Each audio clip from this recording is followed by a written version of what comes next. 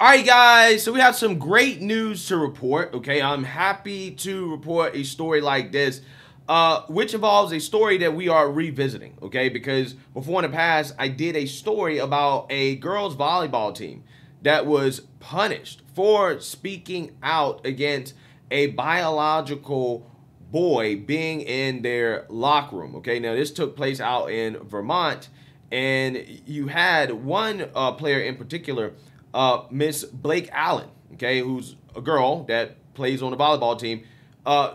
She, again, spoke out and was very loud about objecting to a biological male being in the locker room, okay? They did not like that. It made them uncomfortable.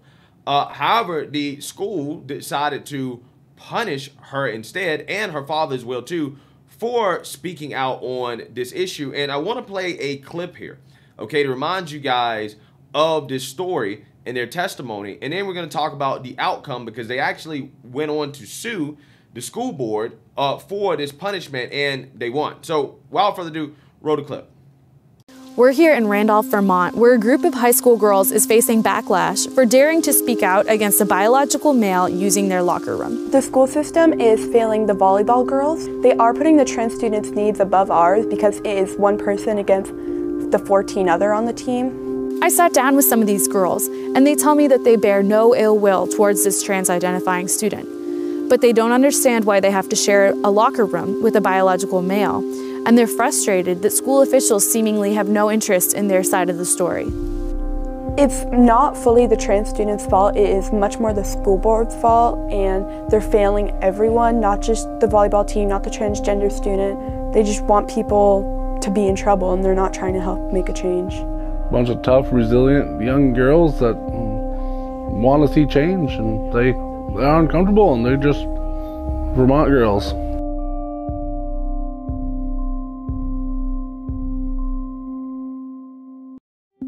A male was in our locker room when volleyball girls were trying to get changed. After I asked him to leave, he didn't, and later looked over at girls with their shirts off, and it made many people uncomfortable and feel violated. I left as soon as I could in a panic. I was the first one inside the locker room at the time, and the trans student came in and walked into a separate part of the locker room and went and changed while the other girls were in the main part of the locker room changing as well.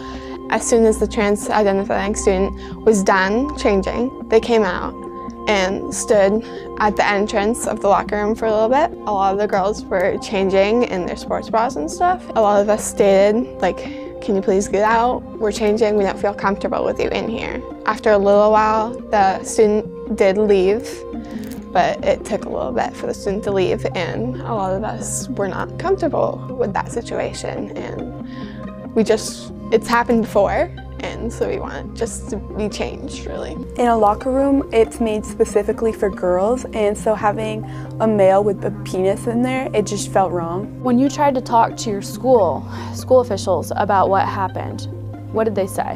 When I tried to talk to them, they just shut me down and said it was a law, there was nothing they could do, and that I should go somewhere else if I feel uncomfortable.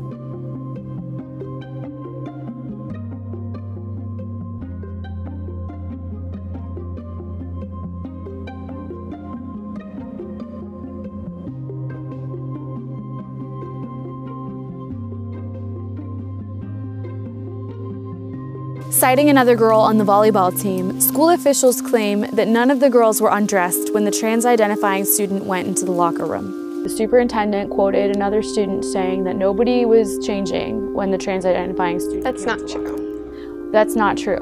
No. A lot of the girls were changing, actually. And when you say they were changing, does it mean like they had their shirts off, they were putting they were in their underwear? Everyone was at like different points of changing. Some girls were already dressed, some girls weren't dressed at all, some girls were like in the middle of changing, like. So why would someone say that they weren't? I feel like everyone's just trying to twist the story on us and make us look like the bad people in this situation. We're dealing with an issue right now where there is a biological guy that's been using the girls' locker room, and all these people are pushing back against it a lot. Has this happened before at the high school? It's happened in the bathrooms a lot, definitely more in the bathroom. In the bathrooms as opposed to the locker rooms? Yeah.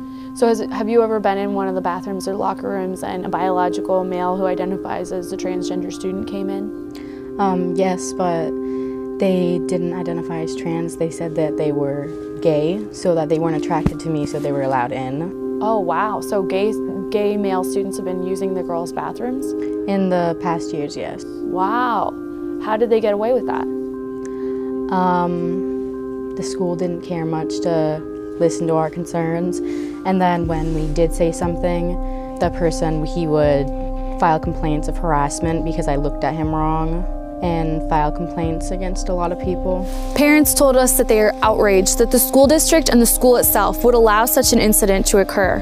They're bewildered why a biological male should be allowed in their daughter's locker rooms, and they don't understand why school officials seemingly aren't listening to their daughter's discomfort. They also said that they do not condone any kind of hateful behavior towards the trans-identifying student, and they want the focus to be on their daughter's discomfort. Yeah, so hopefully that reminds you guys of the story, okay? Now, again, we got to get into the outcome here because, again, this is rare, right? Rarely do stories like this have a great outcome. And so when they do have a good outcome, you know, we should celebrate, okay? Because this is what we're fighting for here.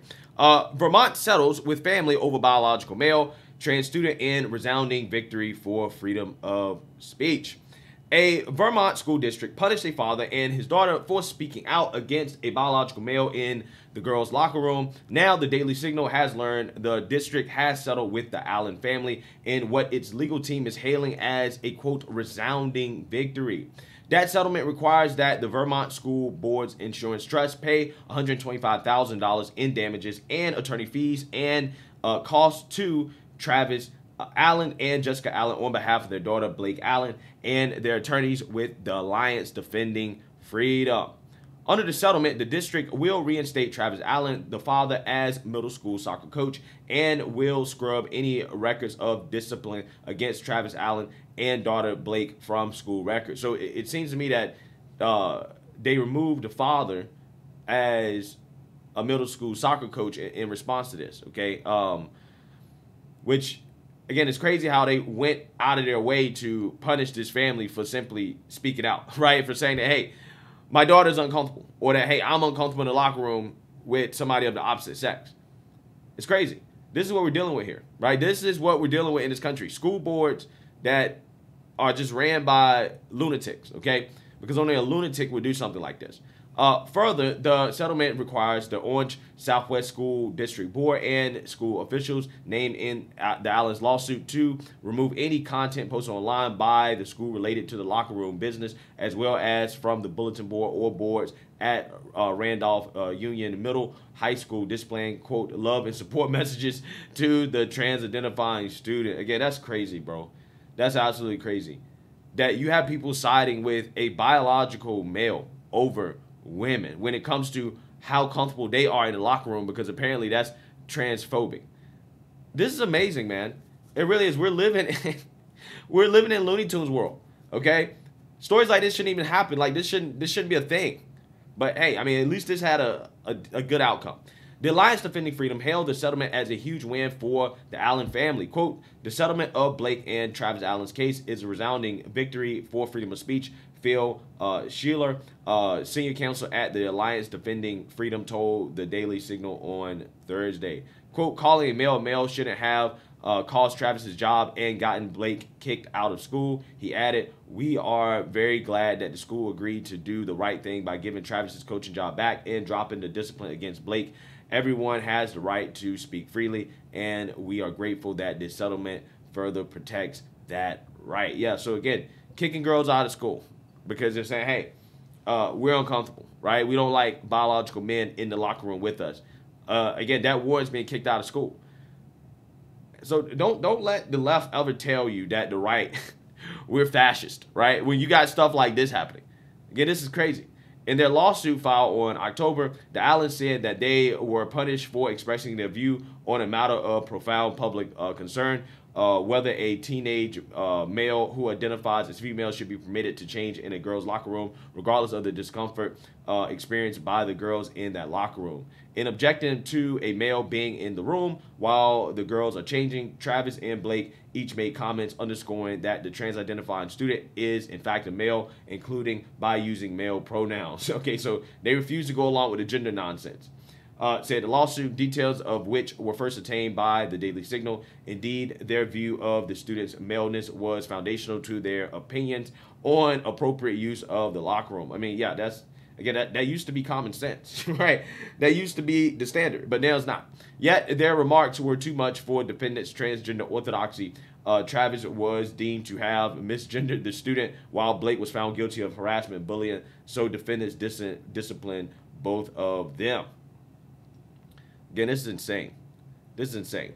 Superintendent Lane Militant, co-principals Lisa Floyd and Kathy Sutton, and the Orange Southwest School District Board are state actors and, quote, violated the First Amendment by attempting to dictate what may be said on matters of public concern, the lawsuit said, noting that these school district officials also cannot discriminate against speech on the basis of its viewpoint. Yeah, so, again, they thought that they were protected by saying that, hey, we're going to punish you for misgendering, okay? But unfortunately for the woke fascist mob, misgendering is protected by the First Amendment. Yet, that is exactly what happened here. The filing said defendants punished Travis and Blake for saying that a male is a male as a matter of sex and biology, regardless of the gender identity that the male has amused. The Daily Signal first reported that Travis Allen had been suspended without pay from his job as the Randolph Union Middle School girl soccer coach for calling the trans-identifying student a male. His suspension followed a Daily Signal video and report highlighting Blake's discomfort at a biological male using her locker room while she was changing. Jessica Allen also spoke in the video. Several of Blake's fellow female students who spoke with the Daily Signal said that they asked the student to leave, but said that the student did not immediately do so. The girl said that the student stood in a corner and looked at them while they were changing, causing them to feel uncomfortable. Yeah, so again, great outcome here. They're getting paid $125,000 in damages. Now, I don't know if they're actually changing the policy, okay, which is the problem, right? They should actually change the policy, not allow biological boys to be in locker rooms with biological girls, and then this stuff doesn't happen. Right? I mean, this is totally 100% avoidable. It's sad I even have to do stories like this. But again, we're living in cuckoo for Cocoa Puff world where, you know, apparently the feelings of a small minority of people matter more so than everybody else. And it's insane. Let me know what you guys think. Make sure you like, comment, and subscribe. Most importantly, share a Black conservative perspective. Peace.